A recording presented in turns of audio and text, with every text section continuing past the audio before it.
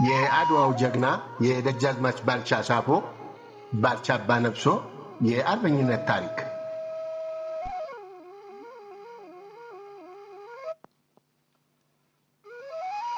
ትውልድና እድገት። ባልቻ ሳፎ በ1854 ዓ.ም ወሊሶ አካባቢ በሚገኝ አገምጃ ተብሎ በሚጠራ ቦታ ተወለዱ። ባልቻ ኑሯቸውን ዳግማዊ ምኒልክ ቤተ መንግስት ሲጀምሩ እድሜያቸው ገና የ14 ዓመት ልጅ ነበሩ። በአባታቸው ኦሮሞ በእናታቸው የጉራጌ ተወላጅ የሆኑት ባልቻ በመጀመሪያ በእልፍኝ አሽከርነት ቀጥሎም በጅሮንድ ተብለው የግምጃ ቤት ኃላፊ ሆነው ተሾሙ።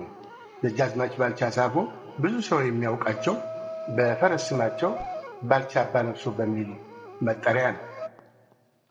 የደጃዝማች ባልቻና የንጉሥ ተፈሪ ፍጥጫ። የንጉሥ ተፈሪ የዘመናዊነት አካሄድ ያልጣማቸው የዳግማዊ አፄ ምኒልክ ቀኝ እጅ የነበሩት ባልቻ ከንጉሠ ነገሥቱ ቀዳማዊ ኃይለ ሥላሴ ጋር ፍጥጫ ውስጥ ገቡ።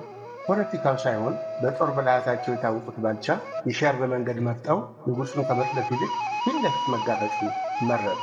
በተለይ ንጉሥ ተፈሪ የንግሥተ ነገሥታት ዘውዲቱ ምኒልክን ስልጣን ቀስ በቀስ እየገዘገዙት እንደሆነ በማሰባቸው ቁጣቸው ገንፍሎ ነው። ሆኖም ብዙ መኳንንቶች ንጉሥ ተፈሪን ለመቃወም ባነሳሱት አድማ ተይዘው በእስራትና በንብረት መወረድ ሲቀጡ፣ ባልቻ ግን ራሳቸውን ካድማው ነፃ ለማውጣት ችለዋል። ባልቻ የሲዳሞ ገዢ በነበሩበት ጊዜ በ1920 ዓ.ም ወደ አዲስ አበባ እንዲመጡ ንጉሥ ተፈሪ አስጠርተዋቸው ነበር። ባልቻ ትንሽ ጊዜ ወስደው ሲያቅማሙ ከቆዩ በኋላ ንግሥት ዘውዲቱ በላኩላቸው የማግባቢያ ጥሪ ወደ አዲስ አበባ መጡ። ባልቻ ወደ አዲስ አበባ ሲመጡ ብቻቸውን ሳይሆን የጦር መሳሪያ ያነገቡ ብዙ ጦር አስከትለው ስለነበረ ጭፍራቸውን ከአዲስ አበባ በስተደቡብ በሚገኘው ፉሪ ተራራ ላይ አስፍረው እሳቸው ጥቂት ወታደሮቻቸውን አስከትለው ወደ ቤተ መንግሥት አመሩ። ባልቻ በንጉሡ ላይ ያላቸውን ጥላቻ በግልጽ ሲያሳዩ፣ ንጉሥ ተፈሪ ደግሞ በበኩላቸው አርበኞች የለመዱትን ጮማ ሥጋና ጠጅ አቅርበው ግብዣ በማድረግ በመልካም ሁኔታ ከተቀበሏቸው በኋላ በባልቻ ላይ ስለሚወሰደው እርምጃ ውሳኔ ያሳለፉ። በዚህም መሠረት በባልቻ ምትክ ደጃዝማች ብሩ ወልደ ገብርኤልን የሲዳሞ ገዢ ሆነው መሾማቸውን በአዋጅ ፉሪ ለሰፈረው ለባልቻ ጦር ተነገረው። የባልቻ ጦርም አዋጁን ከሰማ በኋላ አዲሱን ገዥ ተከትሎ ወደ አገሩ ተጓዘ። ደጃዝማች ባልቻ ራስ ተፈሪን ለመቃወም ያደረጉት ሙከራ ከከሸፈ በኋላ ብቻቸውን እንደቀሩ ስለተገነዘቡ በቀጥታ ወደ አዲስ ዓለም ቤተ ክርስቲያን ሸሽተው ነበር። ነገር ግን ብዙም ሳይቆዩ በጸጥታ ኃይል ተይዘው ታሰሩ።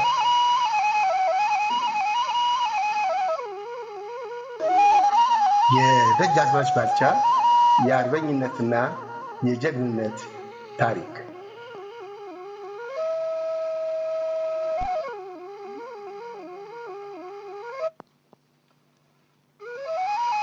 በኢትዮጵያ ታሪክ ውስጥ ከተነገረላቸው ዋና ዋና ጀግኖች መካከል አንዱ ባልቻ ናቸው። በጦርነት ላይ ባሳዩት ጀብዱ ስራቸው በታሪክ ላይ ተወስቷል። ቆራጥነታቸው በስኒ ተገጥሟል። እንዲሁም በስማቸው ተዘምሯል። በጅሮንድ ባልቻ ከአድዋ ጦርነት በፊት በ1874 ዓ.ም በእምባቦ፣ በ1879 ዓ.ም በሐረርጌ እንዲሁም በ1887 በወላይታ በተደረጉ ጦርነቶች በመሳተፍ ጀግንነታቸውን አስመስክረዋል።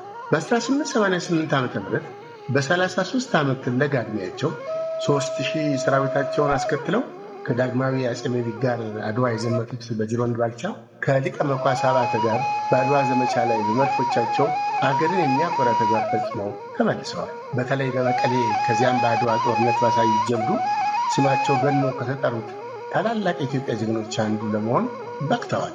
ግርማዊ ቀዳማዊ ኃይለ ሥላሴ ነግሰው ኢትዮጵያን መግዛት በጀመሩ በ6ኛው ዓመት ኢጣሊያ ለሁለተኛ ጊዜ ኢትዮጵያን ለመውረር በተነሳችበት ወቅት 50 ዓመታት ሙሉ ያለ እረፍት ያገለገሉትና የ68 ዓመት አዛውንቱ ባልቻ ከአፄ ኃይለ ሥላሴ ጋር ቅራኔ ውስጥ ስለነበሩ ይዘውት ከነበረው የመንግሥት አስተዳደር እንዲገለሉ ተደርገው ነበር።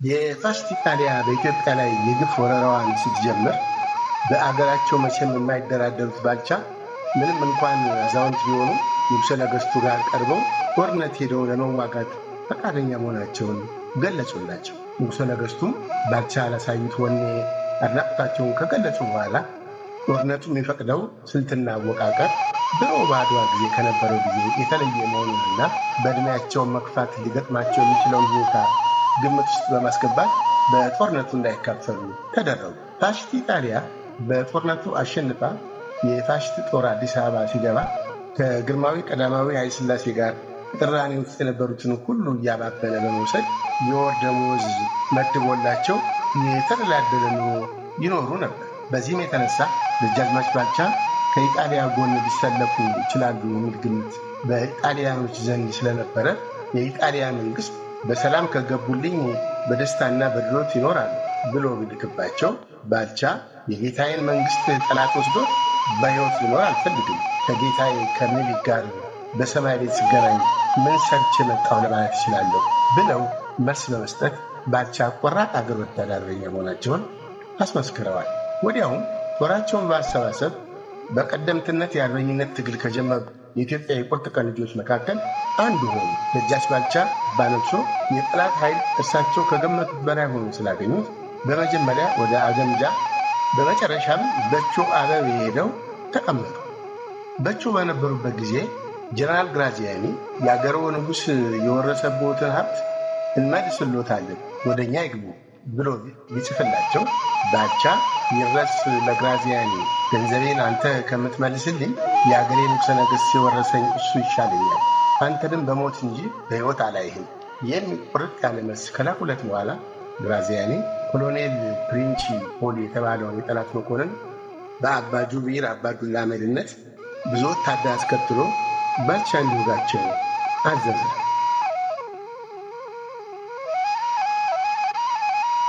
የጀግናው የአድዋ አርበኛ የደጃዝማች ባልቻ ሕልፈተ ሕይወት።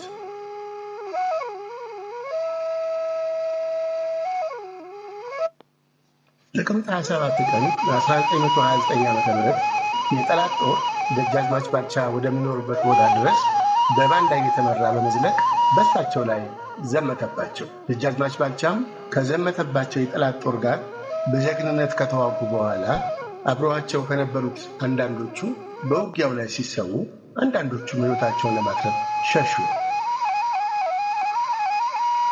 የኢጣሊያ ጦር ባልቻን ከበባቸው። ወዴትም መሄድ አልቻሉ። በመጨረሻም አንድ የኢጣሊያ ወታደር ወደ ደጃዝማች ባልቻ ዘንድ ከቀረበ በኋላ ደጃዝማች ባልቻ ማለት አንተ ነህ ብሎ ጠየቃቸው። ደጃዝማችም አዎ እኔ ነኝ ሲሉት በሉ ይማረኩ፣ ሽጉጥዎትንም ያስረክቡ አላቸው። ደጃዝማች ባልቻም እኔ እጅ የምሰጥ ሰው አይደለሁም፣ ትጥቄንም አልሰጥም ብለው ሽጉጣቸውን አውጥተው የኢጣሊያ ጦር መኮንን ተኩሰው ገደሉት። በቦታው የነበሩት የጠላት ወታደሮችም በጀግናው አዛውንት ደጃዝማች ባልቻ ላይ የጥይት ሩምታ አዘነቡባቸው።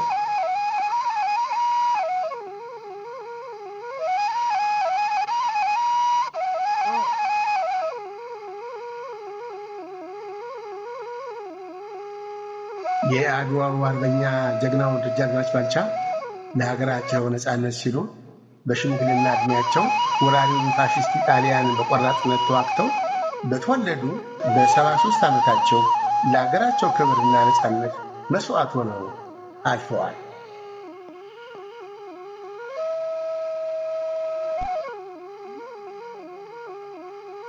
ለጀግናው አርበኛ ለደጃዝማች ባልቻ አባነግሶ የተደረጉላቸው መታሰቢያዎች። ለደጃዝማች ባልቻ የጀግንነት ሥራዎች ክብር በመስጠት መታሰቢያ የሚሆኑ አዲስ አበባ ውስጥ ሆስፒታል፣ መንገድና ትምህርት ቤት ተሰይሞላቸዋል። ከእነዚህ መካከል የእጅ ሰፈር ልደታ ከፍተኛ ፍርድ ቤት አጠገብ የሚገኘው የደጃዝማች ባልቻ አባነግሶ አጠቃላይ ሁለተኛና መሰናዶ ትምህርት ቤት እንዲሁም ልደታ ቤተ ክርስቲያን አጠገብ የሚገኘው በ1968 ዓ.ም የተቋቋመው የሶቪየት ቀይ መስቀል ደጃዝማች ባልቻ ሆስፒታል ይገኙበታል። በተጨማሪም ከጦር ኃይሎች ወደ ሜክሲኮ የሚወስደው ዋና መንገድ በደጃዝማች ባልቻ አባነግሶ ስም ተሰይሞላቸዋል። ድምፃውያኑም በበኩላቸው የእርሳቸውን የጦር ጀግንነትና ገድል እያወሱ በድምፃቸው አዚመውላቸዋል። በ1970ዎቹ መጀመሪያ ላይ ደግሞ ባልቻ አባነብሶ በሚል ታሪካዊ ተውኔትን ጽፈው በአገር ፍቅር ቲያትር ቤት እንዲታይና ትውልዱ ስለ ደጃዝማች ባልቻ የአገር ወዳድነትና ጀግንነት ታሪክ የበለጠ እንዲረዳ ከፍተኛ አስተዋጽኦ አበርክተዋል።